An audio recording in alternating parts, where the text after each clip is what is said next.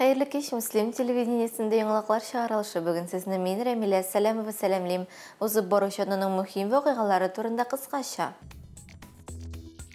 Bala kelmesin, qor suları ağıp ketüge tutqarlıqlar bulmasın için Müslimde şaqtı işler başqarılgan. Unuturga haqqımız yok. Müslimning Pushkin uramında batırlar bizning orada ko'rgazmasi işli başladı. Eytesi sözü biz bar, Müslim gimnaziyasi bazasında sınıf yetekçisi kim ol degan to'garak üstel o'tdi. Hozir shirshi ham boshqa voqealar haqida to'laroq. Bu kunlarda yozning keluvi yaxshi sezildi. Havo temperaturasi plus belgisine jetdi. Yog'gan qorlar erib, uramlarda jiyilgan sular jiyovlilar uchun o'ng'aysizliklar tug'dirdi. O'zgan yilda qor sulari og'ib ketuga tutqarliqlar bo'lmasin uchun Müslimde shaqti ko'lamli ishlar boshqarildi. Xalq ko'p yuritirgan jamoat o'rinlari, sotsial ahamiyatga ega obyektlar yonida drenaj sistemalari qo'yildi. Haligi ishlarning natijasi haqida to'laroq Liliya Shaymiyeva materialında. Yılda şu şişirde oyak astı yuşlanıp yürürge oңайсызlıklar tudura. Bigrekte көп fatırlı yurtlarda ömür tüşüler jefalana. Yol sitti hazır qorlarını iri başladı günler yılında. Trotuarlardan boru ağırlaştı. Ezrak olarını şistarsınlar ya.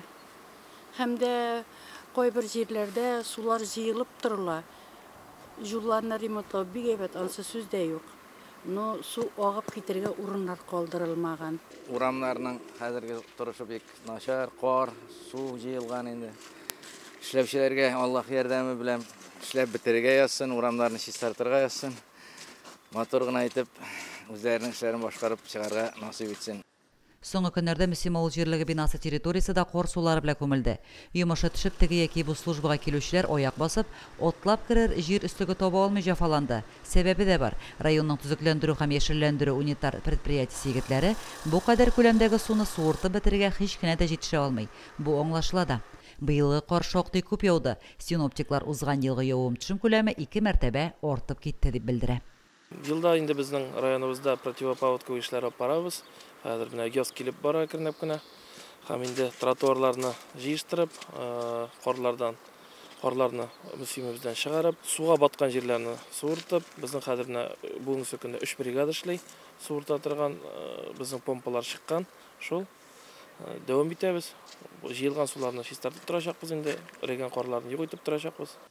Быел Müslim'in Авзалов 1Б Пушкин 78 урамнарында күп фатирлы йорт территорияларына дренаж системасы ясау планлаштырыла. Бу төр система җыелган суны тоткарлыксыз җыеп алу мөмкинлеген бирәчәк. Һәркем язгы ташуга әзер булып, йорт яннарын, ишек алларын кордан чистартырга, канаулар казырга бурычлы. Синоптиклар шимбә-якшәмбәгә көннәрнең кисәк җылытып җибәрүен дә фаразлый. Лилия Шәймиева, Динар Нуртдинов, Müslim телевидениесе. Билгеле булганча яз килү һәм кызулар җитү белән бергә урманнарда һәм үләнле территорияларда янгын килеп чыгу ихтималы арта. Бу көннәрдә Урман фонды территориясендә 2023 елгы янгын куркынычы һәм урман культурасы сезоны нәтиҗәләре буенча киңәшмә узды. Татарстан Урман хуҗалыгы министрының беренче урынбасары Илгизәр Зарипов катнашында үткәрелгән киңәшмәдә район активы авыл җирлекләре башлыклары катнашты.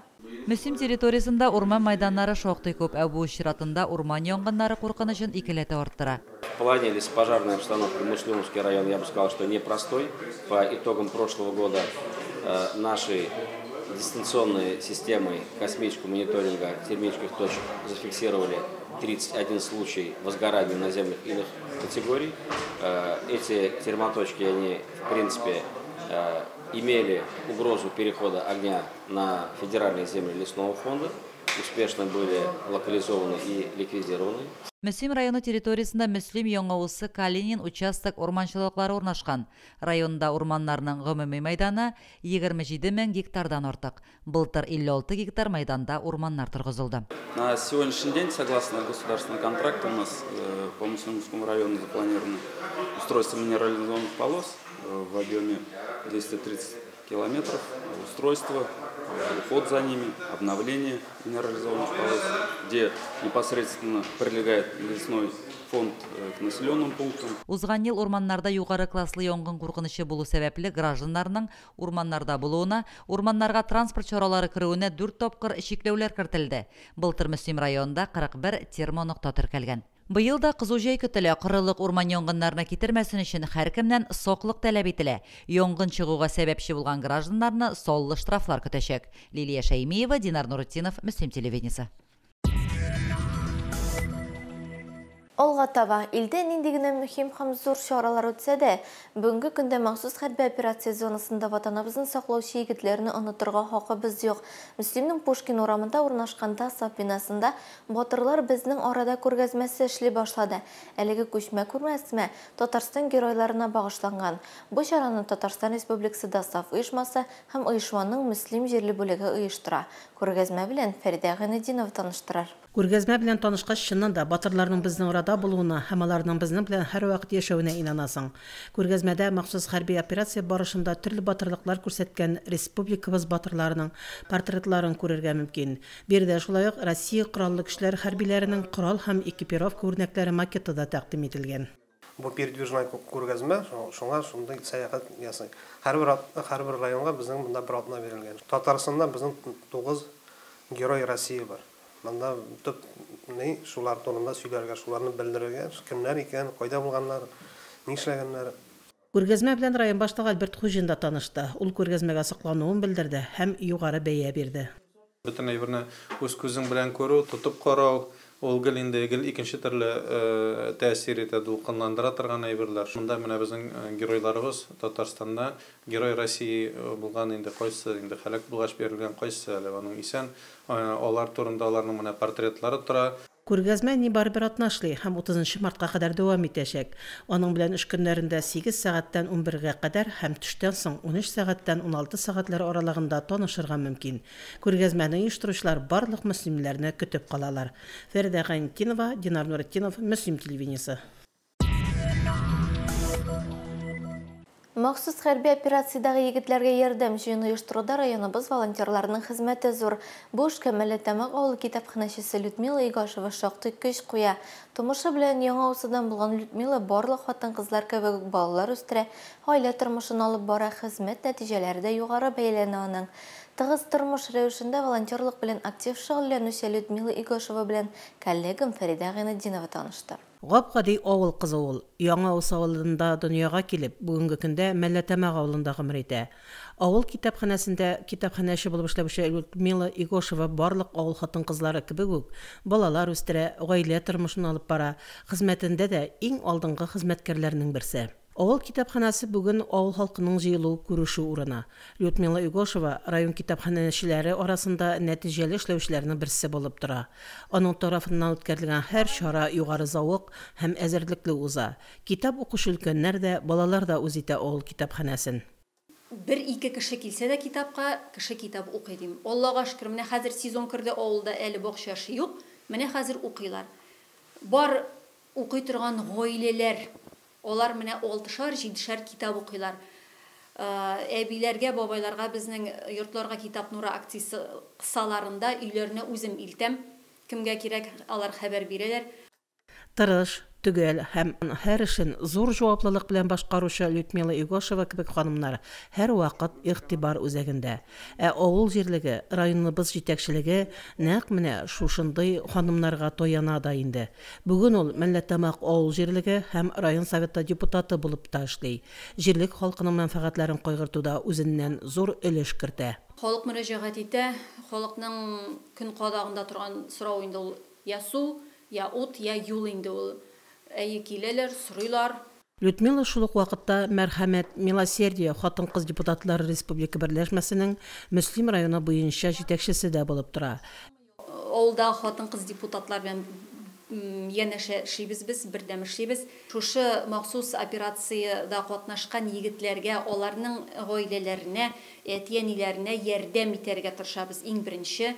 Һәм шулай ук инде аз керемле гаиләләр белән дә эш, күп балалы гаиләләр белән эш. Людмила Игашева ир-егетләргә генә хас булган куркусыз һәм көчле булуы кебек сыйфатларга да ия. Шулай булмаса, ул махсус хәрби зонага бара алыр иде микән? Тормыш иптәше Рушат махсус хәрби зонага чираттагы юлга әзерләнүләре хакында хәбәр итә һәм үзләре белән барырга тәкъдим ясый. Алар юлга кузгалганчы 2 атналап вакыт бар иде. Бу арада миндә 2 мин көрәште ди Людмила үзе бу хакта. Бардым, әйе күрдем. Барганда менә Волгоградская областька кергәчинде хәрби машиналар күбәйде. Башта шундай мәзәги, менә күңелгә сразу шомлык керде. Бу бит инде Иранга та менә амсыды тулы ди, китте тегендә ди, боеприпас алып китте ди, менә амсыды буш кайта ди. Сигнал бирәбез, сигнал бирәләр, теге кул булгыйлар шундай, әйтәм безнекеләр, бит күңелгә рәхәт. Юлда күргәннәре, кичерешләре үзе бер китап язарлыганың. Әле бүген дә Людмила Игошева ул юлларда туган уй-хисләре, фикерләре белән яши. Әлеге сәфәрдән кайтканнан соң Людмила Игошева тормыш иптәшенә үзенең волонтерлык эше белән ныклап шөгыльләнергә теләү хакында әйтә. Һәм бүген ул район волонтерларының җитәкчесе. Районыбыз егетләренә озатылган бер генә ярдәм дә аның кулы аша узмыйча, аның игътибарыннан читтә кала алмый. Янган өйләрне, шартлаган өйләрне барсын да күрдем. Авыр, авыр. Һәм әйтүемчә, иң авыры булды менә шу Волгоградта шуган егете белән очрашу. Без аларга ярдәм итәргә тиеш. Алар безнекеләр, без аларны калдырмыйк. Шуңа һәрберебез дә кулдан килгәнчә ярдәм итәргә тырышыйк. Мөслимләр егетләребезгә 13 тапкыр ярдәм узаттылар. Күп кенә саклану сеткалары һәм киемнәре җибәрелде. Бүген райондашларыбыз окоп шәмнәре әзерләү белән мәшгуль. Бу эшләр барысы да, әлбәттә, Людмила Игошева белән хәбәрләшеп, килешенеп эшләнә. Так, менә авыллар, менә шушындай безнең жестяной банкалар җыялар. Менә лайтер заливать итәләр шәмнәр. Менә аның булырга может менә монда берәү генә.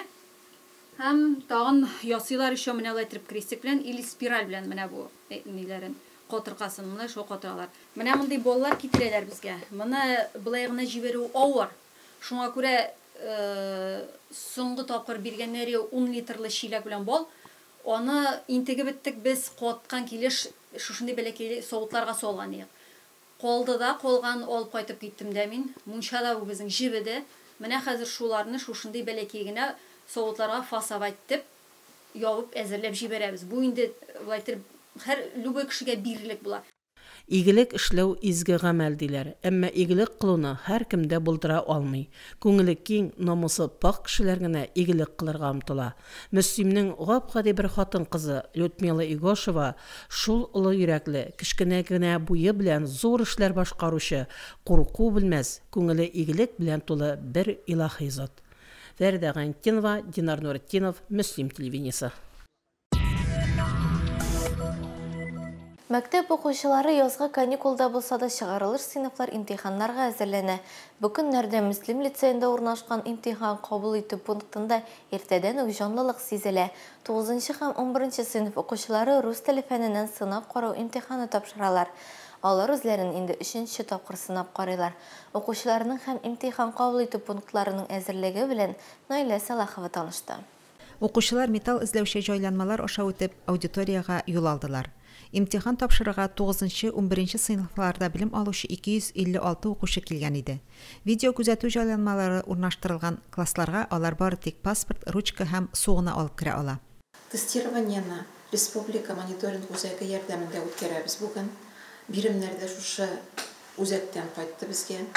Һәм тикшерүләрне дә шушы үзәк базасында үткәрәчәкләр. Бу тестированиены без быел 2нче тапкыр үткәрәбез инде. Укучылар Бердәм дәүләт имтиханының процедурасын белән танышсыннар өчен, бланкларны ничек тутырырга кирәк икән, кабатласыннар өчен үткәрәбез. Һәм үзләрен психологик яктан әзерләсеннәр өчен. Имтихан 3 сагать 30 минут дәвам итә. Шушы вакыт эчендә контроль үлчәү материалларындагы бланкларны тутырып, белемнәрне эшләп, тикшереп җитешергә кирәк. Сынап карау имтиханнарына булса да, укучылар үзләрен бик җитди тоталар. Мин Мөслим гимназиясының 11нче сыйныфында белем алам. Бүген без рус теле фәненнән пробный язырга килдек. Әлеге пробныйлар балаларга, укучыларга өчен егыда үзләрен ышанычлы тотырга ярдәм итәләр дип уйлыйм. Имтиханнар укучыларда үзләрендә ышаныч тудыра һәм киләчәктә игътибарны нәрсәләргә юнәлтергә кирәклегенә ярдәм итә. Те пробные, которые проводятся до начала наших экзаменов, очень помогают нам в том плане, то, что мы уверены в себе и вся обстановка, которая здесь происходит, будет нам не впервой в настоящем экзамене, и поэтому мы уже привыкаем, и нам будет легче, наверное, написать на настоящем ЕГЭ. Мен пробный алганнан керек деп ойлаймын. Ол шын алдынан әзерләнү шикелле. Сен пробный алга бармыйча сен белмисең, ничек үткәрелә ул, ничек була.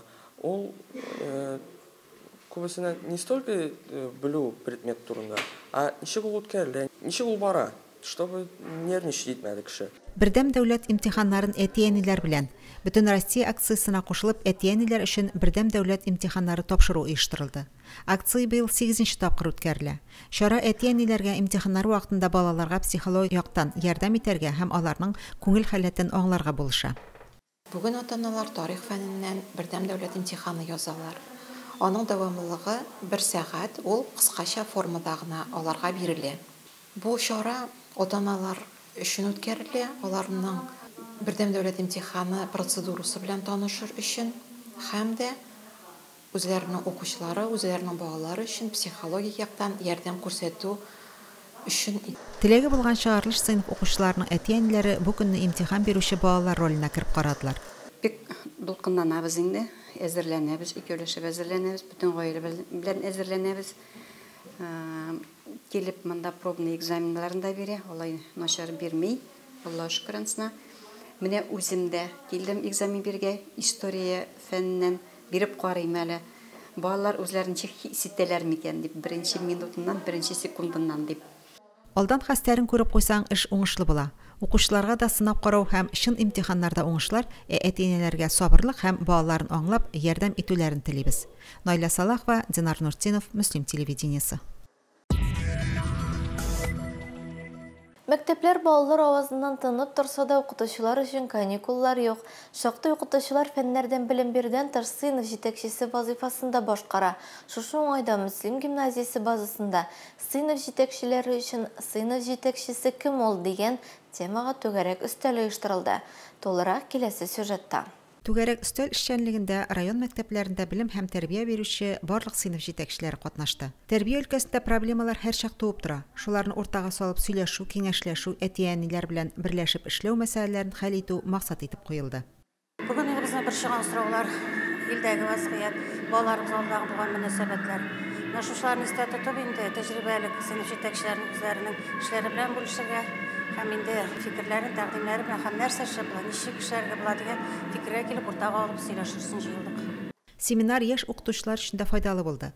Алар өлкән укытучыларның эш тәҗрибәләре белән һәм бу уку елында мәктәпләрдә киң колаш алган иҗтимагый оешма, алдынгылар хәрәкәте эшчәнлеге белән дә таныштылар. Үзем яшь укытучы буларак һәм яшь сыйныф җитәкчесе буларак үземнең өлкән коллегаларымнан бик күп яңа үземә файдалы информация алдым. Ничек итеп әти-әниләр белән бергә эшләргә, бердәм эшләргә. Елдан ел балалар үзгәреп бара, алар яңалыкка омтылалар. Һәм без дә сыйныф җитәкчесе буларак яңалыкка омтылырга, алар белән бергә эшләргә, алар белән бер тулкында барырга тырышырга тиешбез дип уйлыйм мин. Эш тәҗрибәләре белән сыйныф җитәкчеләре лицейдан Эльвира Сыддыйкова, Муслим урта мәктәбеннән Римма Хәсәнова, гимназиядан Гөлшат Мөхәммәтҗанова уртаклаштылар. Тәрбия уңышлы булсын өчен һәр балага якын килергә, аның проблемаларын белергә, өйрәнергә, вакытында ярдәм итәргә кирәк. Тагын бер кат тәрбия өлкәсендә булган проблемаларыбызны, алда куелачак бурычларыбызны шулар турында киңәшеп алсак дип җыелдык. Бүген һәр балага якын килеп эшләүне оештыру безнең төп бурычларыбызның берсе. Менә әле яңа гына каникулларда инде әти-әниләр сизгәннәрдер һәр сыйныф җитәкчесенә гаиләләрдә булырга дигән бурыч куелды һәм инде бу үтәләдер дигән зур өметтә калам. Мәктәп, укучы һәм әти-әнидән торган өчпочмак үзара аңлашып, килешеп, берләшеп эшләсә, киләчәктә тәрбияле балалар үсәр дигән өметтә калабыз. Найля Салахова, Динар Нуртинов, Муслим телевидениесе. Укучылар ялларда да зур активлык һәм нәтиҗәле эшләр күрсәтте. Муслимдә Илһам бөтен Россия яшь язучылар бәйгесенең зона туры узды. Әлеге бәйге Татарстан Республикасы Мәгариф һәм фән министрлыгы һәм Татарстан Республикасы язучылар берлеге тарафыннан үткәрелә.